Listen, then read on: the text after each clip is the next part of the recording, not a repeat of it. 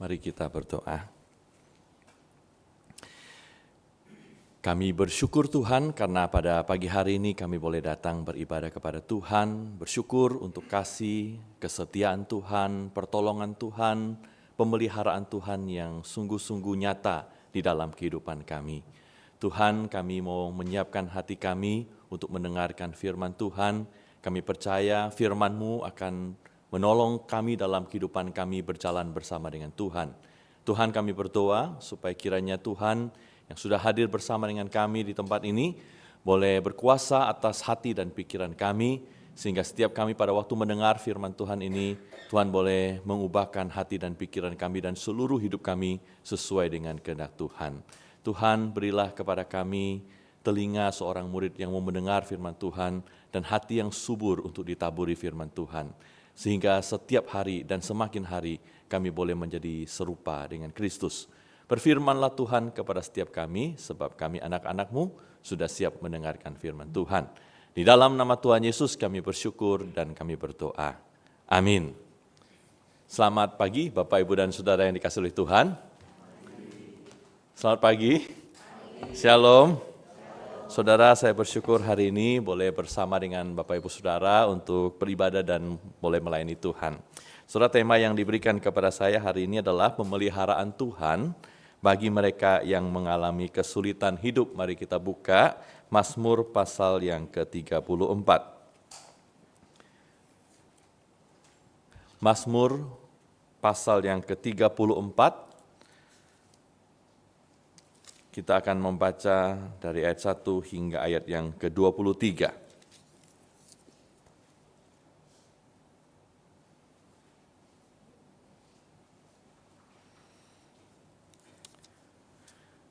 Demikian firman Tuhan di dalam Mazmur pasal yang ke-34.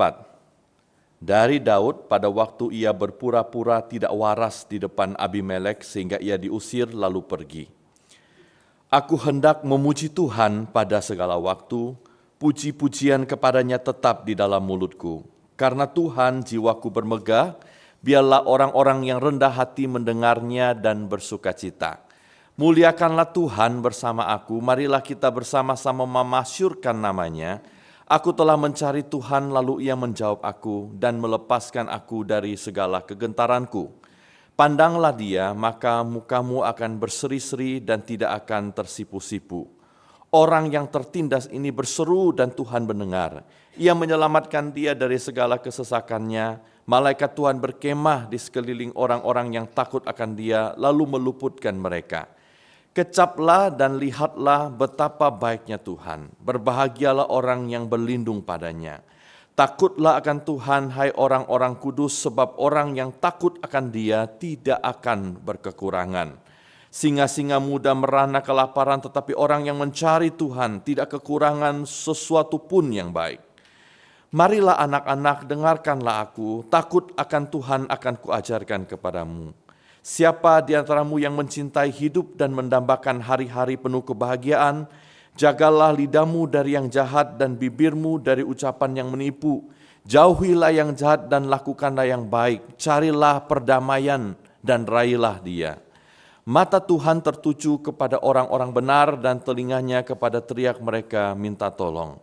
Wajah Tuhan menentang orang-orang yang berbuat jahat untuk melenyapkan ingatan kepada mereka dari muka bumi. Orang-orang benar berseru-seru dan Tuhan mendengarkan mereka. Ia melepaskan mereka dari segala kesesakannya. Tuhan itu dekat kepada orang-orang yang remuk hati dan ia menyelamatkan orang-orang yang patah semangat. Kemalangan orang benar banyak, tetapi Tuhan melepaskan dia dari semuanya itu. Ia melindungi segala tulangnya, tidak satu pun akan patah. Kemalangan akan mematikan orang fasik dan siapa yang membenci orang benar akan menanggung hukuman. Tuhan membebaskan jiwa hamba-hambanya dan semua orang yang berlindung padanya tidak akan menanggung hukuman. Demikian firman Tuhan. Saudara, kurang lebih 7 tahun setengah yang lalu, tahun 2018 ya, saya kira itu 7 tahun setengah yang lalu, itu ada satu berita yang sangat heboh sekali di dunia ini tentang beberapa orang atau anak remaja di Thailand. Nah, saudara, di Thailand itu ceritanya pada waktu itu adalah satu grup yang isinya 12 anak laki-laki dan juga pelatih sepak bola mereka. Jadi ceritanya, saudara, satu sore mereka main sepak bola bersama dengan pelatihnya, lalu setelah mereka main sepak bola mungkin capek pengen istirahat dan sekaligus katanya merayakan ulang tahun dari salah seorang anak yang ada di situ. Kemudian mereka pergi masuk ke dalam sebuah gua yang ada di Thailand itu. Nah, saudara, waktu mereka masuk nggak berapa lama katanya tiba-tiba banjir begitu besar sehingga gua itu mulai terendam dengan air dan mereka itu harus mencari tempat yang lebih tinggi. Nah, saudara, waktu mereka cari tempat yang lebih tinggi itu makin cari masuk ke guanya makin dalam dan semakin dalam. Dan tempat mereka masuk tadi lubangnya itu sudah ketutupan sama air, jadi mereka tidak bisa keluar. Nah, saudara, orang-orang yang ada di luar sana, keluarga mereka, sekolah mereka juga nggak tahu mereka pergi kemana, sehingga mereka itu harus di dalam gua itu selama kurang lebih 9 hari, sampai orang menemukan atau tahu mereka ada di mana itu 9 hari. Mereka tidak punya makanan, mereka tidak punya apa-apa, tapi bisa bertahan 9 hari di dalam gua itu. Lalu saudara, waktu mereka sudah ditemukan 9 orang itu, bawa keluarnya juga susahnya setengah mati. Jadi setelah ditemukan mereka harus planning bagaimana cara mengeluarkan orang-orang ini, dan planningnya saja butuh waktu 6 hari, jadi 9 tambah 6 ya, nah, itu 15 hari. Dan proses mengeluarkannya pun butuh waktu yang lama, butuh 3 hari, sehingga total mereka ada di dalam tempat itu ada 18 hari. Nah, saudara, mengeluarkannya itu tidak mudah karena dari tempat mereka ditemukan sampai dikeluarin itu kira-kira hampir atau lebih dari 3 kilometer, atau hampakan katanya ada yang mengatakan hampir 4 kilometer. Nah, saudara, jalannya itu naik turun ya, dan kemudian banyak sekali harus menyelam ke dalam air, dan mereka itu harus dibawa satu persatu karena banyak jalan yang sangat sempit di dalamnya. Nah, saudara, orang-orang ini saudara dibawa keluar pelan-pelan karena mereka bisa di dalam perjalanan ini kemudian mengalami kematian ya saudara ya. Jadi mereka bawanya pelan-pelan. Mereka nggak bisa lihat apa-apa dan anak-anak ini pada nggak bisa berenang sehingga kematian itu berasa begitu dekat dengan mereka dan orang tidak tahu berapa yang akan selamat dari tempat itu. Mereka kira-kira yang menyelamatkan mereka ada 2.000 orang yang bekerja sama menyelamatkan mereka dan ada kira-kira 200 penyelam. Mereka harus masuk ke dalam, setiap anak ditemani oleh 2 orang penyelam yang lain, satu-satu dibawa melewati jalan yang sangat susah, jalan yang sangat sempit itu. Dan mereka harus berada di bawah air katanya kira-kira 3 jam. Nah, saudara, penyelamatan ini begitu luar biasa, begitu heboh dan begitu terkenal sehingga mulailah dibuat buku saudara dan dibuat film ya. Jadi kalau ceritanya itu dramatis biasanya jadi buku atau jadi film. Maka ada bukunya ya 13 Lives dan dibuat film juga dengan judul yang sama, ada 13 orang yang diselamatkan. Nah, saudara, waktu menyelamatkan mereka ini katanya ada 1 orang yang kemudian meninggal dunia. Karena di dalam air terlalu lama, oksigennya habis, lalu kemudian meninggal di dalam. Nah, ini seorang penyelam yang sangat terlatih sekali yang kemudian meninggal dunia. Nah, saudara, yang menarik adalah setelah cerita ini selesai ketika mereka sudah diselamatkan, yang menarik bagi saya adalah apa yang mereka lakukan setelah mereka selesai diselamatkan atau mereka sudah keluar dari bahaya yang begitu besar. Saudara, kalau kita keluar dari bahaya yang begitu besar, apa yang kita lakukan? Bersyukur ya, kita bersyukur, kita mau melakukan sesuatu. Nah, mereka juga begitu saudara ya, orang-orang ini mereka bersyukur sekali sudah diselamatkan dan mereka itu mengingat kembali ada orang yang sudah mati buat mereka sehingga mereka untuk menghargai orang yang menolong mereka itu dan bersyukur untuk keselamatan yang mereka terima itu. Nah, mereka kemudian masuk biara ya. Jadi ini orang Thailand kan orang Buddha ya, orang Buddhis ya, kemudian mereka masuk ke biara. Jadi pelatihnya dan 11 orang anak ya, karena mereka yang satunya itu orang Kristen ya, yang lainnya Buddha, sehingga satu pelatih 11 anak orang Buddha masuk ke biara ya. Yang anak-anak itu nggak sampai lama, cuma kira-kira mereka 9 hari ya, mereka cukur rambutnya, Mereka membaktikan diri, masuk ke biara, berdoa, dan lain sebagainya. Karena mereka bersyukur dan mereka mengingat kembali, menghargai orang yang sudah mati buat mereka. Dan yang Kristen bagaimana? Yang Kristen di gereja ya saudara ya, di gereja bikin acara ucapan syukur, kemudian bersyukur kepada Tuhan untuk pertolongan Tuhan di dalam kehidupan mereka.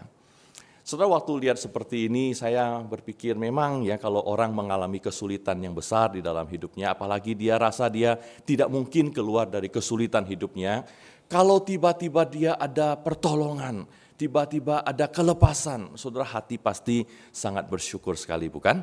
Kalau kita misalnya divonis dokter sakitnya parah sekali, kemudian akan mati misalnya, lalu kemudian tiba-tiba ada mukjizat, lalu kita tidak jadi mati, ternyata sakitnya itu tidak seberat yang diperkirakan dokter, kan hati kita bersyukur bukan? Kalau kita misalnya punya bisnis yang udah mau bangkrut, lalu kemudian mengalami kesulitan keuangan yang sangat hebat, lalu tiba-tiba ada yang menolong kita, lalu kita kan pasti hatinya bersyukur sekali kepada Tuhan. Kalau ada pergumulan yang besar dalam hidup kita, lalu kalau kita mendapatkan pertolongan, biasanya hati kita akan memuji Tuhan, bersyukur kepada Tuhan. Kalau dalam cerita ini, saudara, mereka bersyukurnya kepada Tuhan mereka. Dan orang Kristen yang anak satu itu bersyukur kepada Tuhan mereka. Nah saudara, di dalam cerita yang kita baca di dalam Alkitab hari ini, kita mendengar kisah tentang seorang yang juga mengalami kesulitan yang sangat besar di dalam hidupnya, dikejar-kejar dengan kematian, tetapi dia bersyukur kepada Tuhan. Saudara, kalau kita buka Mazmur pasal 34 yang tadi kita baca, kita akan menemukan tentang cerita seorang yang namanya Daud yang mengalami kesulitan yang besar di dalam kehidupannya, yang menjadi dasar dia kemudian menuliskan puji-pujiannya kepada Tuhan. Saudara, di ayat yang pertama dikatakan di sana, dari Daud pada waktu dia pura-pura tidak waras pikirannya di depan Abimelek sehingga dia diusir lalu pergi. Saudara, apa yang terjadi pada waktu itu kalau kita membaca kisah dalam 1 Samuel, saudara, pada waktu Daud itu diangkat menjadi raja atau diurapi menjadi raja, dan Saul tahu dia akan menjadi raja, Daud ini akan menjadi raja, Saul itu menjadi begitu marah, apalagi setelah mereka bernyanyi memuji Daud, mengatakan Saul mengalahkan beribu-ribu musuh, tetapi Daud berlaksa-laksa atau berpuluh-puluh ribu, sehingga Daud menjadi begitu ketakutan melarikan diri karena Saul mau membunuh dia. Nah saudara, waktu Daud itu melarikan diri dan mencari pertolongan kemana-mana, dia datang ke seorang raja yang ada di kota Gad. Saudara, waktu dia datang dia mau minta pertolongan, dia pikir saudara, waktu dia cari pertolongan kepada manusia seperti ini, maka raja dari Gad ini bisa menolong dia. Tapi yang dia tidak bayangkan adalah begini, anak-anak buahnya Raja Gad itu mengenali Daud ini adalah buronan dari Raja Saul yang ingin membunuh dia. Sehingga mereka berkata, bukankah ini adalah Daud, orang yang sedang dikejar-kejar oleh Raja Saul, karena orang-orang bernyanyi Saul mengalahkan beribu-ribu musuh, tetapi Daud berlaksa-laksa. Wah saudara, waktu identitasnya ketahuan, itu Daud begitu ketakutan karena dia tahu bahwa raja ini mungkin juga bisa membunuh dia dan menyerahkan dia kembali kepada Raja Saul. Sehingga kata Alkitab, menurut ceritanya, Daud itu dalam ketakutannya, dia kemudian berpura-pura menjadi seorang yang gila. Saudara, biarkan rambutnya berantakan, dia biarkan air liurnya meleleh sampai ke janggut-janggutnya, dan bertindak seperti orang yang gila. Saudara, ini seorang panglima perang, seorang yang terhormat, seorang yang dikenal sebagai orang yang gagah perkasa luar biasa, tapi di dalam kesulitan hidupnya melakukan hal-hal yang memalukan dirinya, harus berpura-pura menjadi seorang yang gila untuk menyelamatkan dirinya dari kesulitan hidupnya. Saudara, saya nggak tahu saudara pernah nggak melakukan hal-hal yang memalukan untuk menolong diri saudara dari kesulitan saudara. Ya, mungkin nggak punya uang, malu tapi harus datang untuk minta pertolongan orang. Susah, tapi hanya dia yang bisa tolong kita. Lalu kita melakukan hal yang kita sebenarnya kalau hari biasa kita tidak akan lakukan. Nah saudara, Daud ini begitu, mengalami kesulitan yang besar, dia merasa dia harus melakukan sesuatu yang dalam bayangannya pun dia tidak mungkin lakukan kalau dia tidak mengalami kesulitan itu. Saudara, dalam hatinya mungkin was-was ya, sambil dia berpura-pura jadi orang gila, sambil dalam hatinya dia doa sama Tuhan ya, Tuhan tolong, Tuhan tolong, Tuhan tolong ya. Jangan sampai raja ini tidak percaya kepada dia. Nah, ceritanya raja itu kemudian mengatakan, apakah aku kurang orang gila sehingga kamu bawa orang gila ini? Lalu diusir pergi dan Daud kemudian selamat tidak jadi mati. Nah, saudara, waktu dia diselamatkan itu, waktu dia diusir pergi dan tidak jadi dibunuh itu, saudara, dia itu dikatakan memuji Tuhan. Saudara, pujian itu lahir dari orang yang mengalami pemeliharaan Tuhan di dalam hidupnya. Saudara, pujian yang paling sungguh-sungguh adalah pujian yang lahir dari orang yang pernah mengecap kebaikan Tuhan, pernah merasakan pertolongan Tuhan di dalam hidupnya. Saudara, kalau tidak pernah rasakan pertolongan Tuhan, mungkin hatinya nggak bisa betul-betul sungguh memuji Tuhan, lahir dari hati saudara. Tapi orang yang mengalami pemeliharaan Tuhan dalam hidupnya, apalagi kalau mengalami kesulitan yang besar, maka dia memuji Tuhan. Saudara, apa yang dikatakan oleh Daud pada waktu dia mengalami pemeliharaan dari Tuhan? Dia berkata begini, aku hendak memuji Tuhan pada segala waktu. Puji-pujian kepadanya tetap di dalam mulutku. Karena Tuhan jiwaku bermegah, biarlah orang-orang yang rendah hati mendengarnya dan bersuka cita. Muliakanlah Tuhan bersama-sama dengan aku, marilah kita bersama-sama memasyurkan namanya. Sewaktu dia diselamatkan Tuhan, hatinya bersyukur kepada Tuhan, memuji Tuhan pada setiap waktu, mulutnya tidak berhenti memuji-muji Tuhan. Nah, saudara, kenapa orang seperti ini bisa memuji Tuhan, saudara? Kenapa orang seperti ini bisa mengalami pemeliharaan dari Tuhan? Nah, saudara, orang-orang yang memuji Tuhan karena mengalami pemeliharaan Tuhan itu, mereka mengalami pemeliharaan itu karena mereka di dalam hidupnya melakukan beberapa hal, saudara. Pemeliharaan Tuhan itu kalau kita baca di dalam Mazmur pasal 34, itu dikatakan tersedia bagi orang-orang tertentu yang takut akan Tuhan. Maka kalau kita membaca misalnya di ayat-ayat berikutnya di dalam Mazmur pasal yang ke-34 itu, ayat yang ke-5 sampai ayat ke-11, di sana dikatakan begini, ya, aku itu telah mencari Tuhan lalu ia menjawab aku. Nah, ini kesaksian dari Daud. Dia mencari Tuhan dan Tuhan menjawab aku dan melepaskan aku dari segala kegentaranku. Pandanglah dia, maka mukamu akan berseri-seri dan tidak akan tersipu-sipu. Nah, saudara, pemeliharaan Tuhan ini tersedia bagi orang yang datang mencari kepada Tuhan. Saudara, Daud itu hatinya memuji Tuhan, mengalami pemeliharaan Tuhan. Karena apa? Walaupun di luar kelihatan dia berusaha dengan segenap hatinya, dengan segenap kekuatannya, supaya kelihatan seperti orang gila dan melakukan hal-hal yang dia mencoba melakukan hal untuk menyelamatkan dirinya, tapi hatinya itu mencari Tuhan. Hatinya itu mencoba mencari pertolongan yang datangnya dari Tuhan. Nah, saudara, orang yang mengalami pemeliharaan Tuhan itu harus mulai dengan hati dan hidup yang mencari Tuhan. Saudara, apalagi yang dilakukan oleh Daud sehingga dia mengalami pemeliharaan Tuhan? Saudara, ayat yang ke-7 dan ke-8 berkata begini, orang yang tertindas ini, Daud berkata tentang dirinya ini, orang yang tertindas ini berseru dan Tuhan mendengar, ia menyelamatkan dia dari segala kesesakannya. Malaikat Tuhan berkemah di sekeliling orang-orang yang takut akan dia, lalu meluputkan mereka. Saudara, bukan hanya mencari, tapi dia juga berseru kepada Tuhan. Dan Daud berkata kalau orang berseru kepada Tuhan, meminta kepada Tuhan, Tuhan itu akan mendengarkan dia dan menyelamatkan dia. Bahkan katanya Tuhan menaruh malaikat-malaikat Tuhan berkemah di antara orang-orang yang benar. Sehingga Tuhan menyelamatkan mereka lewat kekuatan yang supranatural ini. Saudara, mungkin pada waktu Daud itu datang ke kota Gad, melihat raja orang Gad itu begitu luar biasa, dia jadi sadar. Dia mungkin merasa asalnya sendirian. Tapi waktu dia diselamatkan, dia ingat bahwa orang yang mencari dan berseru kepada Tuhan, di sekelilingnya ada malaikat Tuhan. Ada malaikat Tuhan yang menjaga dia. Ada malaikat Tuhan yang memelihara dia.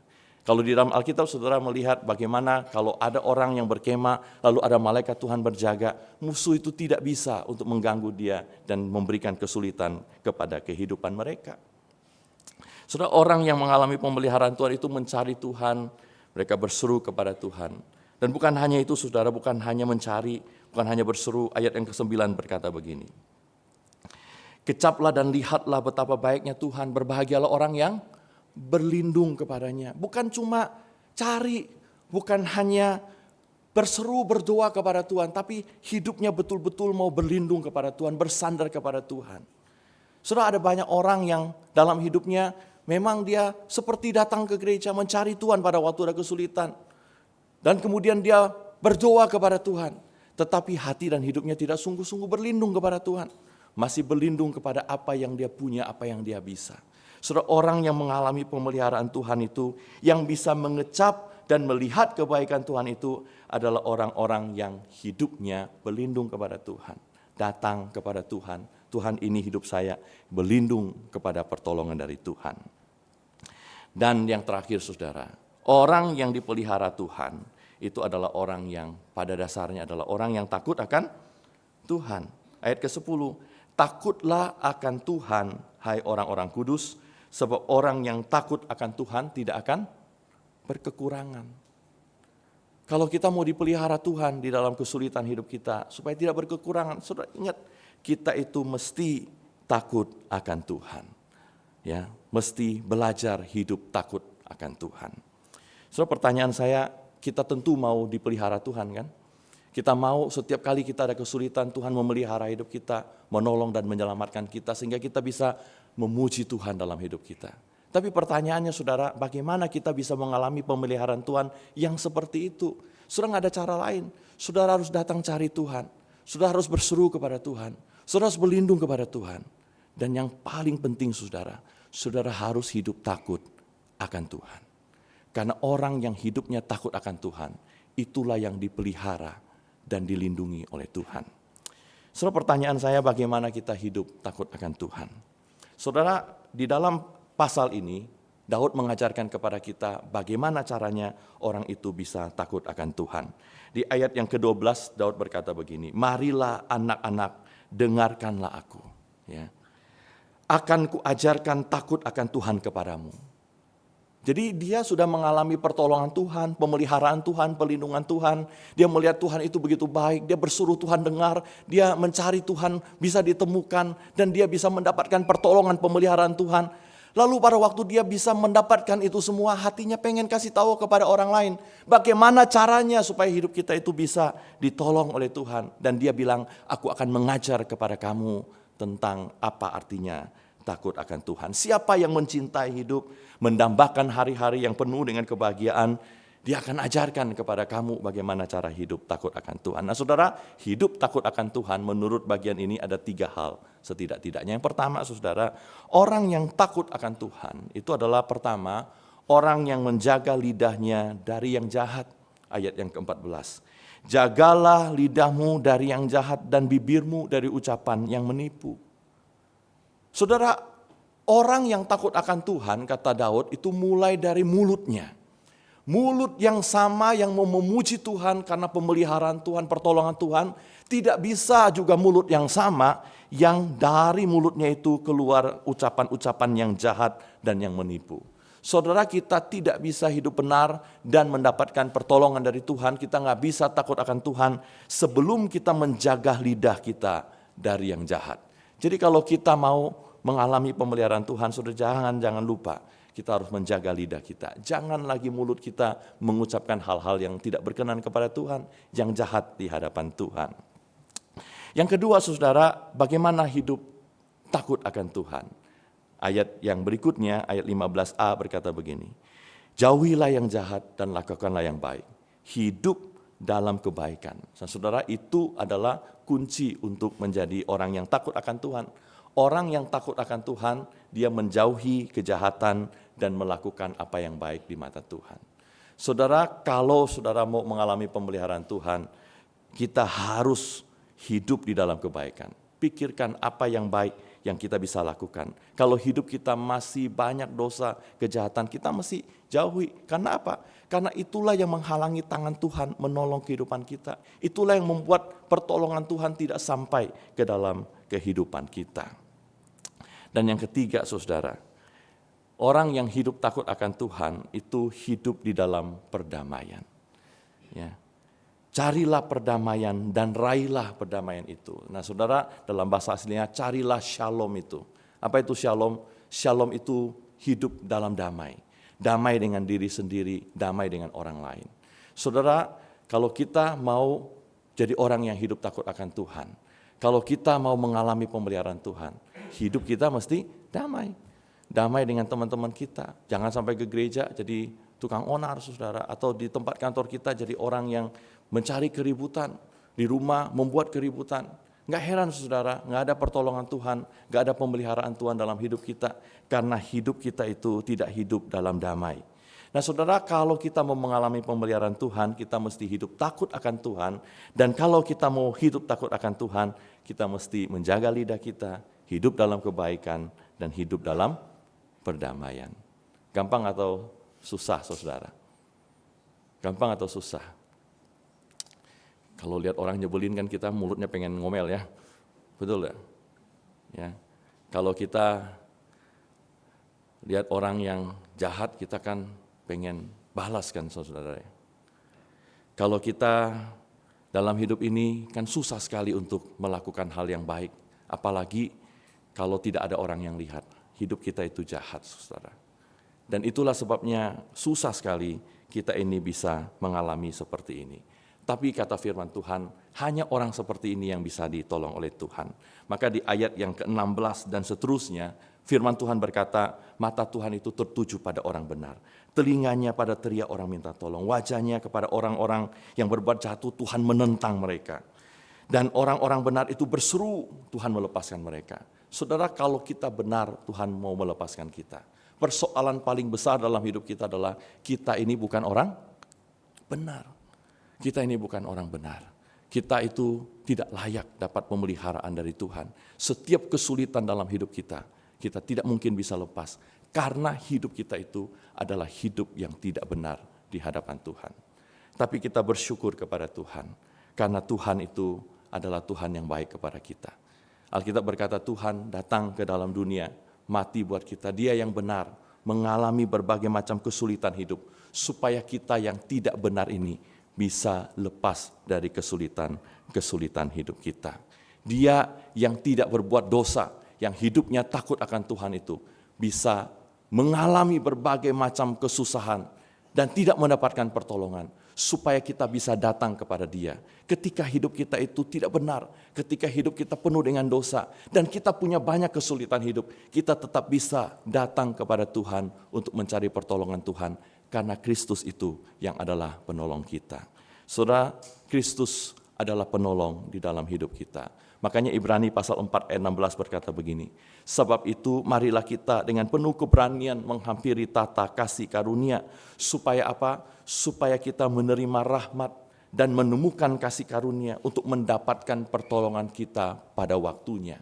Ayat sebelumnya berkata, Yesus itu adalah imam besar yang mengalami kelemahan-kelemahan kita, yang mengalami pergumulan-pergumulan dalam hidup, tapi Dia tidak berdosa.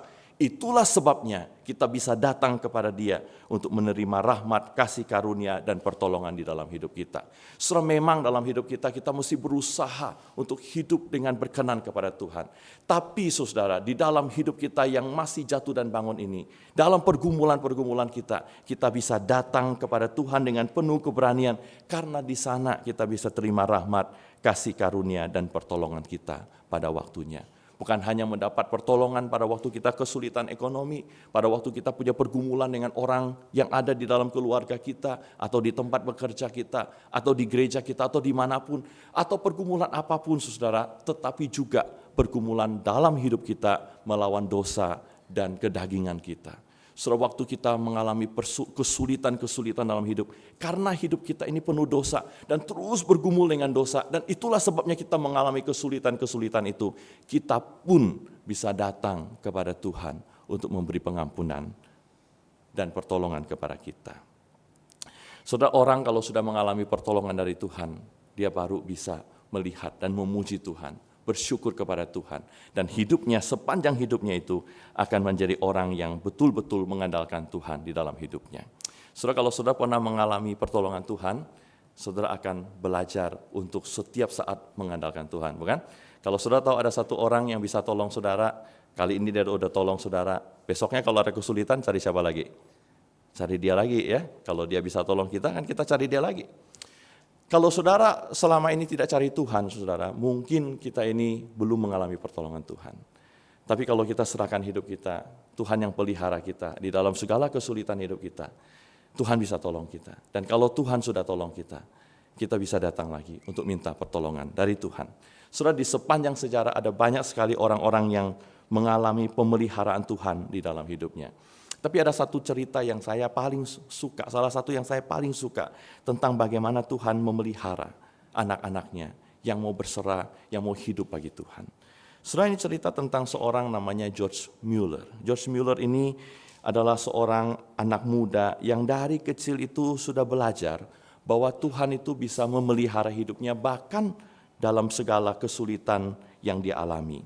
Soalnya ceritanya begini, bagaimana dia tumbuh menjadi seorang yang sangat mengandalkan Tuhan dalam hidupnya, itu adalah karena pada waktu dia masih muda, dia merasa ada satu pengalaman yang membuat dia percaya bahwa Tuhan itu kalau kita datang, Tuhan pasti akan memberi pertolongan kepada kita. Ceritanya saudara, waktu dia masih muda, dia merasa dipanggil Tuhan jadi hamba Tuhan. So, waktu dia mau jadi hamba Tuhan, dia ngomong sama papanya, dia mau jadi hamba Tuhan, papanya marah sekali, karena papanya itu sudah sekolahin dia mahal-mahal, sudah kasih dia banyak hal, ya. Dan kalau dia mau jadi hamba Tuhan itu seperti membuang hidupnya. Jadi papanya tuh marah sekali, karena anaknya ini adalah anak yang kayaknya memboroskan harta papanya untuk sekolah, tapi kemudian sudah disekolahin mahal-mahal, pengen jadi hamba Tuhan, hidupnya akan menjadi susah. Lalu saudara, papanya bilang, buat apa kuliah mahal-mahal kalau akhirnya jadi hamba Tuhan. Akhirnya papanya bilang begini, Papa nggak mau kasih uang lagi, kamu kalau mau jadi hamba Tuhan, jadi aja sendiri. Ya. Jadi papanya nggak mau kasih uang lagi. Saudara, karena nggak punya uang dan tidak punya pekerjaan, George Mueller ini kemudian hanya bisa berlutut dan berdoa kepada Tuhan untuk menolongnya. Saudara, dia mencari Tuhan, berseru kepada Tuhan, minta pertolongan dari Tuhan. Saudara, waktu dia berdoa, sebenarnya hatinya itu tidak terlalu percaya katanya, bahwa Tuhan bisa menolong dia. Tapi dia tetap berdoa juga, karena dia tidak ada jalan yang lain. Saudara, setelah dia berdoa, 1 jam setelah dia berdoa, ada seorang dosen di kampusnya, waktu itu dia mahasiswa, ketuk pintu rumahnya, lalu kemudian menawarkan dia pekerjaan. Saudara, dia terima pekerjaan itu dengan sukacita, dan lewat pekerjaan itulah semua kebutuhan biaya studinya, biaya hidupnya kemudian tercukupi. Saudara, pengalaman ini mengubahkan hidupnya, mengubahkan cara dia memandang tentang Tuhan. Dan dia sangat-sangat terkesan tentang cara Tuhan memelihara hidupnya. Nah saudara, waktu dia semakin dewasa, dia menggumulkan apa yang Tuhan mau dia lakukan dalam hidupnya. Lalu dia lihat ada banyak orang, anak-anak yang yatim piatu, yang tidak ada orang yang pelihara. Dan dia merasa Tuhan panggil dia untuk memelihara anak-anak di panti asuhan. Lalu kemudian dia kumpulin anak-anak yang tidak punya orang tua ini, yang dulu ya kalau di Eropa itu kalau orang musim dingin itu nggak punya rumah, ya, anak yatim piatu itu bisa mati di jalan. Maka dia sangat terpanggil sekali dan dia mau jadi tangan Tuhan, perpanjangan tangan Tuhan untuk memelihara anak-anak ini. Dan selama bertahun-tahun saudara, dia mengumpulkan anak-anak itu yang tidak punya orang tua, yang terlantar itu, dan memelihara mereka. Dan selama bertahun-tahun itu dia melihat bagaimana Tuhan menyediakan segala kebutuhannya, melewati banyak sekali kesulitan di dalam kehidupannya. Bertahun-tahun katanya Tuhan menyediakan mulai dari bangunan, perabotan, makanan, pakaian, dan uang untuk menghidupi anak-anak ini. Dan sepanjang umur kehidupannya, saudara, dia merawat lebih dari 10.000 anak-anak yatim. Dia merawat semua anak yatim ini tanpa pernah minta sumbangan atau pinjam kepada orang. Semua saudara, dia itu berlutut dan berdoa kepada Tuhan. Percaya pada pemeliharaan Tuhan, bahkan di saat yang paling sulit sekalipun.